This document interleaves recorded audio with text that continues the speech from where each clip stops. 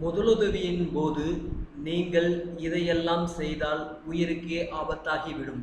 வாங்க இதனைப் பற்றி இந்த பதிவுல விரிவாக பார்க்கலாம். அதற்கு முன்னாடி நம்ம சேனலை மறக்காம சப்ஸ்கிரைப் பண்ணுங்க.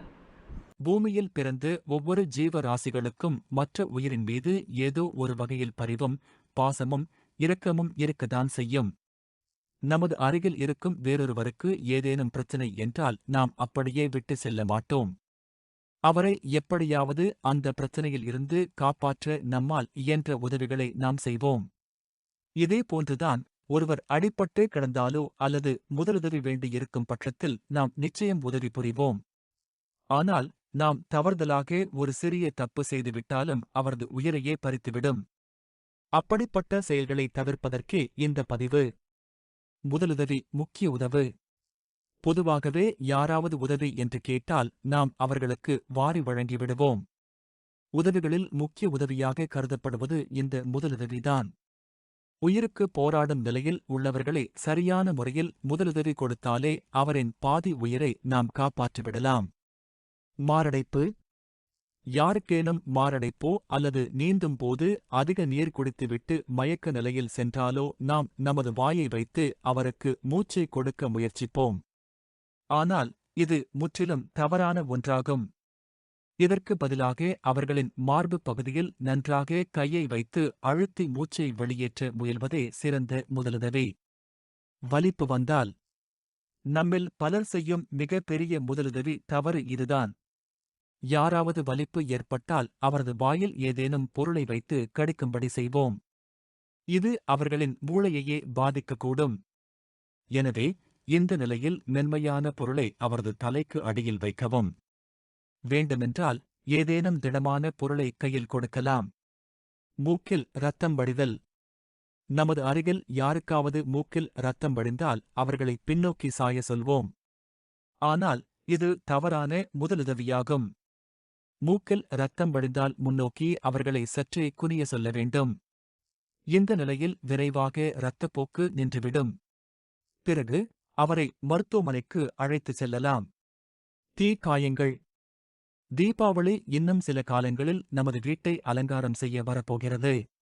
இந்த நாட்களில் தீ காயங்கள் ஏற்படுவது இயல்புதான். எனினும் தீ காயம் ஏற்பட்டால் மருந்து வைப்பதை விட குளிர்ந்த நீரில் 15 நிமிடம் காயம் ஏற்பட்ட பகுதியை வைப்பது சிறந்தது. கார் விபத்து. இப்போதெல்லாம் சாலைகளில் ஏற்படுகின்ற விபத்துகள் எண்ணில் அடங்காமல் செல்கின்றன. எனவே இதனைப் பற்றிய புரிதல் நம் அனைவருக்கும் இருப்பது நல்லது. கார் விபத்து ஏற்பட்டு காருக்குள் இருப்பவரை இழுக்கவோ வெளியில் எடுக்கவோ கூடாது. மாறாக முதலில் காரின் என்ஜினை அணைக்க ஆஃப் வேண்டும். மேலும் உடலில் இரத்தம் வடிந்தால் அதனை நிறுத்த முயலுங்கள். பாம்பு கடியா.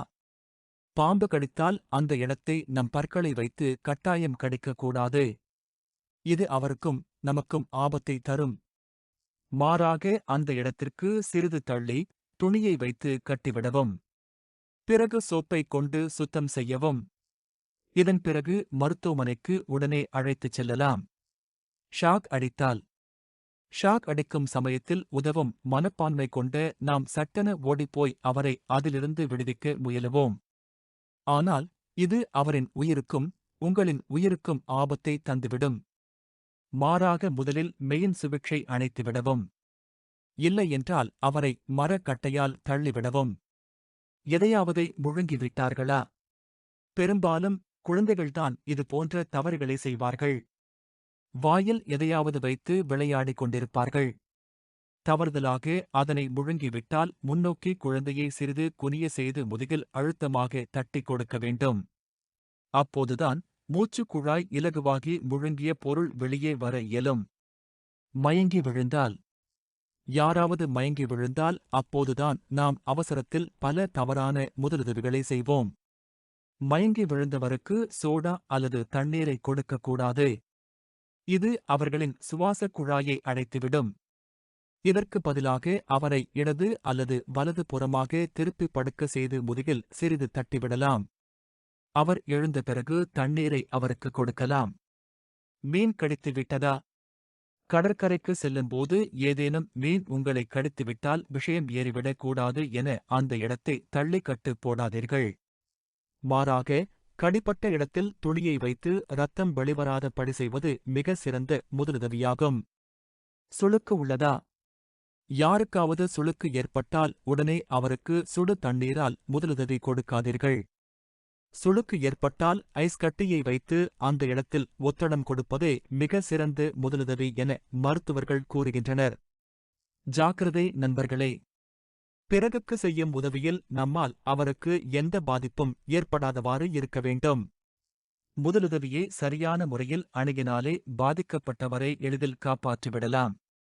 மேலும் இந்த பதிவு உங்களுக்கு பயனுள்ளதாக இருந்தால் பிறருடனும் பகிருங்கள்.